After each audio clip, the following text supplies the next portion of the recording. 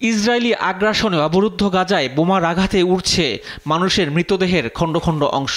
ফিলিস্তিন এখন এক মৃত্যুপুরী। ক্রমাগত হামলার মুখে রীতিমতো ধ্বংসস্তূপে পরিণত হয়েছে মুসলমানদের অন্যতম পবিত্র এই ভূখণ্ড। ফিলিস্তিনে এমন নৃশংস হত্যাযজ্ঞের প্রতিবাদে বিশ্বজুড়ে পালিত হচ্ছে নো ওয়ার্ক নো স্কুল কর্মসূচি। সারা বিশ্বের মতো বাংলাদেশেও এই কর্মসূচির অংশ হিসাবে বিভিন্ন জায়গায় হয়েছে বিক্ষোভ মিছিল। এরই মাঝে আগামী 12 এপ্রিল মার্চ ফর গাজা নামে আরও একটি কর্মসূচির ঘোষণা দেয়া হয়েছে। এবার এই প্রতিবাদে অংশ নিতে মাঠে নেমেছেন ক্রিকেটাঙ্গনের মানুষজন। জাতীয় দলের সাবেক cricketer Mahmudullah Riyad march for Gaza কর্মসূচিতে সবাইকে অংশ নেয়ার আহ্বান জানিয়েছেন। নিজের ফেসবুকে ভিডিও বার্তায় এই আহ্বান জানান তিনি।